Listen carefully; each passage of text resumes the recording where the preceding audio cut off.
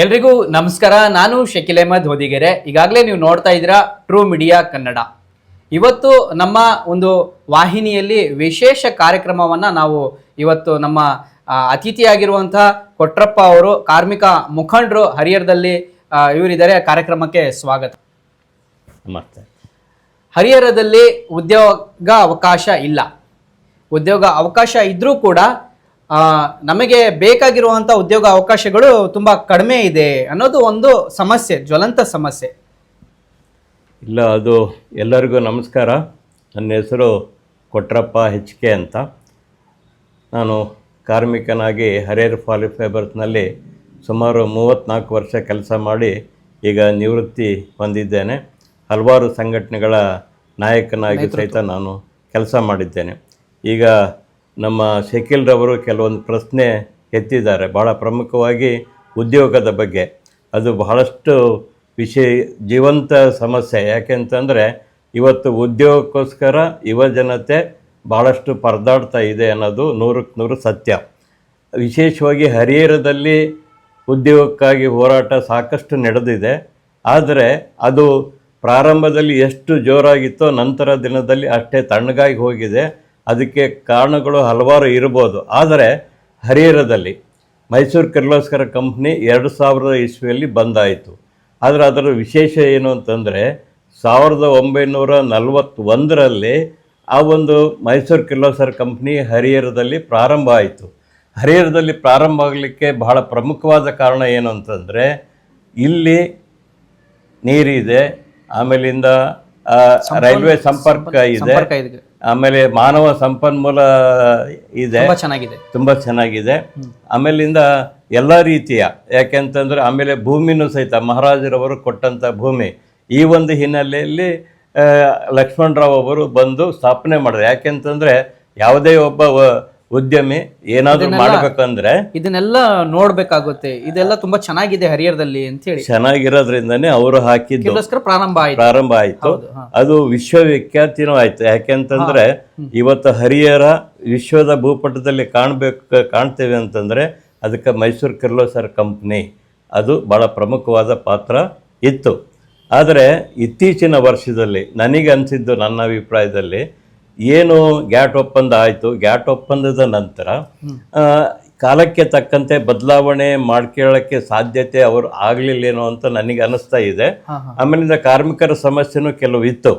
ಕಾರ್ಮಿಕ ನಾಯಕರು ಸಹಿತ ಸಂದರ್ಭಕ್ಕನುಸಾರವಾಗಿ ಮ್ಯಾನೇಜ್ಮೆಂಟಿನ ಅಂದರೆ ಕೈಗಾರಿಕೆ ಉಳಿಸ್ಲಿಕ್ಕೆ ಪ್ರಯತ್ನ ಮಾಡೋಂಥ ಮನೋಭಾವ ಇರಬೇಕಾಗಿತ್ತು. ಆದರೆ ಅದರಲ್ಲಿ ಎಲ್ಲೋ ಸ್ವಲ್ಪ ಕೊರತೆ ಇತ್ತು ಅಂತ ಅನಿಸ್ತಾ ಇದೆ. ಈ ಕಾರ್ಮಿಕರಿಗೂ ಮತ್ತೆ ಅಲ್ಲಿನ ಆಡಳಿತ ಮಂಡಳಿಗೂ ಈ ಇಬ್ಬರ ಸಂಘರ್ಷದಿಂದ ಈ ರೀತಿ ಬಂದಾಯ್ತಾ ಅನ್ನೋದು ಇಲ್ಲ. ಒಂದು ಸಂಘರ್ಷದಲ್ಲಿ ಅದಕ್ಕೆ ಫುಲ್ ಮಾರ್ಕ್ಸ್ ಕೊಡೋಕ್ಕಾಗೋದಿಲ್ಲ. ಆದರೆ ಸ್ವಲ್ಪ ಭಿನ್ನಾಭಿಪ್ರಾಯಗಳು ಇದೆ ಅಂತ ನನಗೆ ಅನಿಸಿದೆ.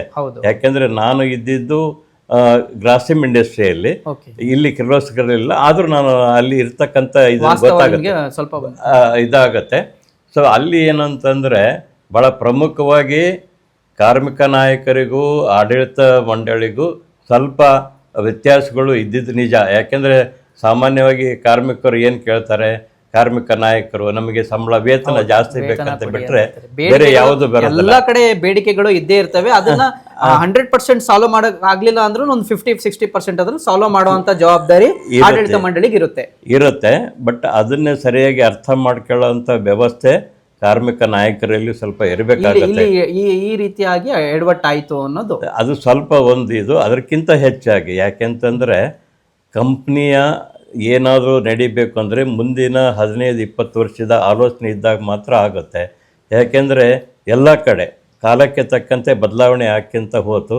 ಆದರೆ ಮೈಸೂರು ಕಿರ್ಲೋಸ್ಕರ ಕಂಪ್ನಿಯ ಆಡಳಿತ ವರ್ಗ ಅದರ ಬಗ್ಗೆ ಹೆಚ್ಚು ಗಮನ ಕೊಡದೇ ಇರೋದ್ರಿಂದ ಅದು ಆಯ್ತು ಅಂತ ನನ್ನ ಅಭಿಪ್ರಾಯ. ಅಲ್ಲಿ ಈ ಹರಿಹರಕ್ಕೆ ಒಂದು ದೊಡ್ಡ ಪೆಟ್ಟು ಬಿದ್ದಂಗೆ ಆಯ್ತು. ಈಗ ಇತ್ತೀಚಿನ ದಿನಗಳಲ್ಲಿ ನಾವು ನೋಡ್ಬೋದಾಗಿದ್ರೆ ಇವಾಗ ಏನು ವಿದ್ಯಾರ್ಥಿಗಳಿದ್ದಾರೆ, ಇಂಜಿನಿಯರಿಂಗ್ ಮಾಡ್ತಿದ್ದಾರೆ, ಹರಿಹರದಲ್ಲಿ ಡಿಪ್ಲೊಮಾ ಕಾಲೇಜ್ ಇದೆ. ಈ ಡಿಪ್ಲೊಮಾ ಮುಗಿದ ತಕ್ಷಣ ITI ಮುಗಿದ ತಕ್ಷಣ ಆಮೇಲೆ ಟೂಲ್ಸ್ ಅಂಡ್ ಟ್ರೈನಿಂಗ್ ಸೆಂಟರ್ ಕೂಡ ಇದೆ. ಅಲ್ಲಿ ಅವರು ವಿದ್ಯಾಭ್ಯಾಸ ಮುಗಿದ ತಕ್ಷಣ ಬೆಂಗಳೂರಿಗೆ ಅರಸಿ ಜಾಬಿಗೆ ಹೋಗ್ತಾ ಇದ್ದಾರೆ. ಈ ಪರಿಸ್ಥಿತಿ ಯಾಕೆ ಹರಿಹರಕ್ಕೆ ಈ ಸದ್ಯದ ಮಟ್ಟಿನಲ್ಲಿ, ಸದ್ಯದ ಪರಿಸ್ಥಿತಿಯಲ್ಲಿ ಯಾಕೆ ಆಗ್ತಾ ಇದೆ ಅನ್ನೋದು ಅಲ್ಲ, ಈಗ ಆಗ್ಲೇ ನಾವು ಮಾತಾಡಿದ್ವಿ, ಹರಿಹರದಲ್ಲಿ ಎಲ್ಲ ಸಂಪನ್ಮೂಲ ಇದೆ, ಇದ್ರೂ ಕೂಡ ಇದ್ರೂ utilize ಕೂಡ ಆಗ್ತಾ ಇಲ್ವಲ್ಲ? ಆಗ್ತಾ ಇಲ್ಲ. ಒಂದು ಏನು ಅಂದರೆ ನನಗನ್ಸಿದ್ದು, ಮೈಸೂರು ಕಿರ್ಲೋಸ್ಕರ ಕಂಪ್ನಿ ಲಾಕ್ಔಟ್ ಆಯಿತು, ಮುಚ್ಚೋಯ್ತು. ಸೊ ಅದರ ಇದರಲ್ಲಿ ಇಲ್ಲಿ ರಾಜಕಾರಣಿಗಳ ಇಚ್ಛಾಶಕ್ತಿನೂ ಅಷ್ಟೊಂದು ಇಲ್ಲ ಅಂತ ಒಂದು ಇದೆ. ಅದು ಸತ್ಯನೂ ನಮ್ಗೆ. ಯಾಕೆ ಅಂತಂದರೆ ಇವತ್ತು ಯಾವುದೇ ಇರ್ಬೋದು, ಅದು ಮಾಲೀಕರು ತಮ್ಮ ಕಡೆಯಿಂದ ಕೊಡೋಕ್ಕಾಗೋದ್ರಿಂದ ಭೂಮಿ ಮಾರಾಟ ಮಾಡಿದರು, ಅದು ಓಕೆ. ಅದಕ್ಕೆ ಒಂದು ಷರತ್ತುಗಳು ಹಾಕಬೇಕಾಗಿತ್ತು. ಏನು ಅಂದರೆ, ನೀವು ಯಾರಿಗಾದರೂ ಮಾರಾಟ ಮಾಡಿ, ಆದರೆ ಮಾರಾಟ ಮಾಡಿದರೆ ಅಲ್ಲಿ ಮತ್ತೆ ಕೈಗಾರಿಕೆಗಳು ಸ್ಥಾಪನೆ ಆಗಬೇಕು ಅನ್ನೋದು ಷರತ್ತಿದ್ದಾಗ ಇವೆಲ್ಲವೂ ಇದಾಗ್ತಿದ್ದಿಲ್ಲ. ನಾವು ಅವತ್ತು ತಿಳ್ಕೊಂಡಿದ್ದೇನೆಂದರೆ ಷರತ್ತು ಹಾಕಿದ್ದಾರೆ ಅಂಥೇಳಿ. ನಂತರ ಗೊತ್ತಾಯಿತು ಇಲ್ಲ, ಅದು ಏನು ಇಲ್ಲ, ಅದಕ್ಕೋಸ್ಕರ ಮಾರಾಟ ಮಾಡಿದ್ದಾರೆ ಅಂಥೇಳಿ. ಹಿಂಗಾಗಿ ರಿಯಲ್ ಎಸ್ಟೇಟ್ ಆಗಿ ಕನ್ವರ್ಟ್ ಆಗಿದೆ. ಅದಕ್ಕೆ ಹಲವಾರು ತಕರಾರುಗಳು ಇದ್ದಾವೆ. ಆದರೆ ನಮಗೇನು ಅಂತಂದರೆ, ಈ ಕೈಗಾರಿಕೆಗಳು ಪ್ರಾರಂಭದಲ್ಲಿ ಚೆನ್ನಾಗಿರುತ್ತೆ, ಎಡತೊಡ್ರು ಆಗ್ತವೆ. ಸರ್ಕಾರ ಆಮೇಲಿಂದ ಜನಪ್ರತಿನಿಧಿಗಳು ಏನು ಯೋಚನೆ ಮಾಡಬೇಕಂದ್ರೆ, ಎಲ್ಲಿ ಕೈಗಾರಿಕೆಗಳು ಇರ್ತಾವೋ ಅಕಸ್ಮಾತ್ ಒಬ್ಬ ಮಾಲೀಕನಿಗೆ ತೊಂದರೆಯಾಗಿ ಅಸಹಾಯಕತೆಯಿಂದ ಅಥವಾ ಏನೋ ಕಾರಣದಿಂದ ಬಿಟ್ನಪ್ಪ ಅಂದರೆ, ಆ ಒಂದು ಕೈಗಾರಿಕೆಗಳು ಏನಿದೆ ಪುನರ್ ಯಾರಾದರೂ ಬಂದರೂ ಸಹಿತ ಅದು ಕೈಗಾರಿಕೆ ಬೆಲ್ಟ್ ಆಗಿರಬೇಕು ವಿನಃ ವಾಣಿಜ್ಯಕ್ಕೆ ಅನುಕೂಲ ಆಗಬಾರ್ದು. ಅದೇ ರೀತಿ ಮೊನ್ನೆ ಕಾರ್ಗಿಲ್ ಫ್ಯಾಕ್ಟ್ರಿ ಕೂಡ ಈ ರೀತಿ ತೊಂದರೆಗಳಿಂದನೇ ಸ್ವಲ್ಪ ಮುಚ್ಚೋಯ್ತು. ನಿಮ್ಮ ಒಂದು ನೇತೃತ್ವ, ಆಮೇಲೆ ಹರಿಹರದ ಮಾಜಿ ಶಾಸಕ ಎಸ್ ರಾಮಪ್ಪ ಅವರ ನೇತೃತ್ವ ಕೂಡ ಅಲ್ಲಿ ಇತ್ತು. ಮತ್ತೆ ಅದು ರೀಸ್ಟಾರ್ಟ್ ಆಗೋಕ್ಕೆ ಅಲ್ಲಿ ಯಾವ ರೀತಿ ಸಮಸ್ಯೆ ಆಗಿತ್ತು, ಮತ್ತೆ ಯಾವ ರೀತಿ ರೀಸ್ಟಾರ್ಟ್ ಆಗಿದೆ, ಇದು ತುಂಬ ಸಂತೋಷದ ವಿಷಯ ಕೂಡ ಹೌದು. ಇಲ್ಲ, ಧನ್ಯವಾದಗಳು. ಯಾಕೆಂತಂದರೆ ಅಲ್ಲಿ ಪ್ರಮುಖವಾಗಿ ಮಾಜಿ ಶಾಸಕರಂತ ರಾಮಪ್ಪನವರು, ಯಾಕಂದರೆ ಅವರು ಕಾರ್ಮಿಕ ನಾಯಕರಾಗಿದ್ದು ಕಾರ್ಮಿಕ ಇದರಲ್ಲಿ ಕೆಲಸ ಮಾಡ್ದಂಥವ್ರು. ಅದ್ರ ಜೊತೆಗೆ ಹಾಲಿ ಶಾಸಕರು ಹರೀಶ್ ರವರು, ಅವರು ತಂದೆಯರು ಸಹಿತನು ನಮ್ಮ ಕಮ್ಯುನಿಸ್ಟ್ ಪಕ್ಷಕ್ಕೆ ನಾಯಕತ್ವ ಕೊಟ್ಟಂಥವ್ರು. ಈಗಲೂ ಸಹಿತ ನಮ್ಮ ಕಮ್ಯುನಿಸ್ಟ್ ಪಕ್ಷದಲ್ಲಿ ಅವರ ತಂದೆಯರ ಭಾವಚಿತ್ರ ಇದೆ. ಹೀಗಾಗಿ ನಮಗೆ ವಿಶೇಷ ಗೌರವ ಇದೆ. ಎಲ್ಲಕ್ಕಿಂತ ಹೆಚ್ಚಾಗಿ ಪಕ್ಷ ಯಾವುದೇ ಇರ್ಬೋದು, ಆದರೆ ಕಾರ್ಮಿಕರ ಬಗ್ಗೆ ಹರೀಶ್ ರವ್ರಿಗೂ ಇದೆ. ಅದ್ರ ಜೊತೆಗೆ ನಾವು ಇದ್ವಿ ಮತ್ತು ಕೆಲವರು ಇದ್ವು. ನಮಗೇನು ಅಂತಂದರೆ, ಅಲ್ಲಿ ಇರ್ತಕ್ಕಂಥ ಮಾಲೀಕರಿಗೆ ಅದನ್ನೇ ನಡೆಸಲಿಕ್ಕೆ ಆಗದೇ ಇದ್ದಾಗ ಬೇರೆಯವ್ರಿಗೆ ಕೊಟ್ಟಿದ್ದಾರೆ. ಅಂದರೆ ಅಲ್ಲಿ ನಮ್ಮ ಉದ್ದೇಶ ಏನಿತ್ತು ಅಂದರೆ, ನೀವು ಏನೇ ಆಯಿತು ಅವರಿಗೆ ಅಸಹಾಯಕತೆ ಅಥವಾ ಯಾವ ತೊಂದರೆಯಿಂದ ಆಗಲಿಲ್ಲ ಅಂದರೂ ಇರೋ ಕಾರ್ಮಿಕರು ನೀವು ತಗೋಬೇಕು. ಸೊ ಅದು ಅಲ್ಲಿ ಒಂದು ಸೆಟ್ಲ್ಮೆಂಟ್ ಆಯಿತು. ಏನು ಅಂತಂದರೆ, ಏನು ಕೆಲಸ ಮಾಡಿದ್ದಾರೆ, ಕೆಲಸ ಮಾಡಿದಂಥವ್ರಿಗೆ ಅವರಿಗೆ ತೊಂದರೆ ಆಗದ ರೀತಿಯಲ್ಲಿ ಇದಕ್ಕಿಂತ ಹೆಚ್ಚಾಗಿ ಸ್ವಲ್ಪ ಹಣ ಕೊಟ್ಟರು. ಅದು ಕಾರ್ಮಿಕ ನಾಯಕರು ಒಪ್ಪಿದ ಮೇಲೆ ನಾವು ಅದಕ್ಕೆ ಓಕೆ ಅಂತ ಕೊಟ್ಟು. ಯಾಕೆಂದರೆ ಅವರು ಬಹಳ ಪ್ರಮುಖರಾಗ್ತಾರೆ. ಅಲ್ಲಿರ್ತಕ್ಕಂಥ ನಾಯಕರು, ಕೆಲಸ ಮಾಡ್ತಕ್ಕಂಥ ಕಾರ್ಮಿಕರು ಅವರ ಹತ್ರ ಮಾತಾಡಿದಾಗ ಅವರು ಆಯಿತು ಸರ್, ಈ ಥರ ಸ್ವಲ್ಪ ಬಾರ್ಗೇನಿಂಗ್ ಆಗುತ್ತೆ, ನಾವು ಜಾಸ್ತಿ ಕೇಳ್ತೀವಿ, ಅವರು ಸರ್ ಇದು ಮಾಡ್ತಾರೆ. ಒಟ್ಟು ಒಂದು ಇದರಲ್ಲಿ ಒಂದು ಒಳ್ಳೆ ರೀತಿಯಲ್ಲಿ ಅಲ್ಲಿ ಉತ್ತರ ಎಲ್ರಿಗೂ ಸಿಕ್ತು. ಆಮೇಲೆ ಒಂದೇ ನಿರ್ಧಾರಗಳು ಬಂದು ಮತ್ತೆ ರೀಸ್ಟಾರ್ಟ್ ಆಗುವಂಥದ್ದು ತುಂಬಾ ಸಂತೋಷದ ವಿಷಯ. ಒಮ್ಮತದ ನಿರ್ಧಾರ ಬಂದು ಅವರಿಗೆ ಒಂದು ಖುಷಿ ಆಯಿತು. ನಂತರ ಅಲ್ಲಿರ್ತಕ್ಕಂಥ ಗುತ್ತಿಗೆ ಕಾರ್ಮಿಕರಿಗೂ ಸ್ವಲ್ಪ ಇದನ್ನ ಮಾಡಿ ಅಲ್ಲಿನೂ ಅವ್ರಿಗೂ ಸ್ವಲ್ಪ ಅನುಕೂಲ ಆಗಿದೆ. ಒಟ್ಟಿನಲ್ಲಿ ಈಗೇನಂದರೆ ಮತ್ತೆ ಅದು ಬೇರೆ ಕಂಪ್ನಿಯವ್ರು ತಗೊತಾ ಇದ್ದಾರೆ. ನಮ್ಮ ಬೇಡಿಕೆ ಏನು ಅಂದರೆ, ಯಾರು ಹಿಂದೆ ಕೆಲಸ ಮಾಡಿದ್ದಾರೆ ಅವ್ರಿಗೆ ತಗೋಬೇಕು ಅನ್ನೋದನ್ನೇ ಷರತ್ತು ಹಾಕಿ ಆ ಒಂದು ಇದಕ್ಕೆ ಒಪ್ಪಿದ್ದಂತೂ ನಿಜ. ಆ ಒಂದು ವಿಷಯದಲ್ಲಿ ಖುಷಿ ಇದೆ ನಮಗೇನಂತಂದರೆ, ಕಾರ್ಗಿಲ್ ಫ್ಯಾಕ್ಟ್ರಿ ಅದು ಬಹಳ ಚೆನ್ನಾಗಿದೆ.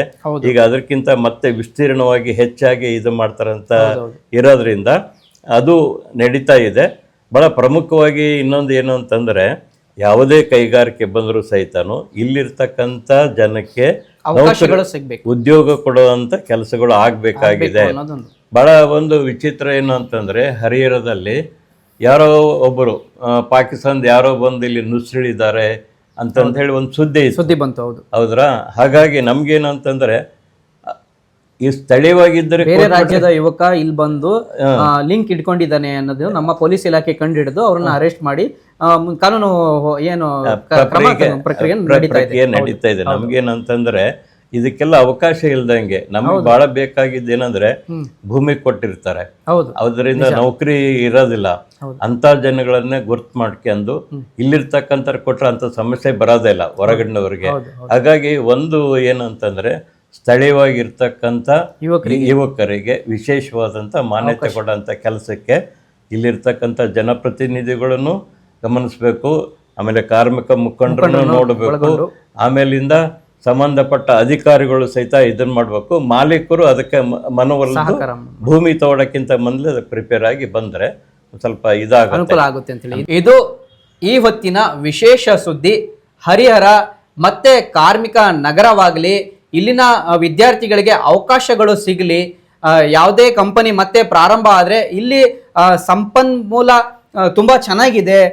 ನದಿ ಆಗಿರ್ಬೋದು, ಇಲ್ಲಿನ ಗಾಳಿ ಆಗಿರ್ಬೋದು, ವಾತಾವರಣ ಆಗಿರ್ಬೋದು, ಇಲ್ಲಿನ ಭೂಮಿ ಆಗಿರ್ಬೋದು, ಬೇರೆ ರೀತಿ ಜನ ಸಂಪನ್ಮೂಲ ಕೂಡ ತುಂಬಾ ಚೆನ್ನಾಗಿದೆ ಅನ್ನೋದು ನಮ್ಮ ಕಾರ್ಮಿಕ ಮುಖಂಡರಾಗಿರುವಂತಹ ಕೊಟ್ರಪ್ಪರ ಒಂದು ಅಭಿಪ್ರಾಯ.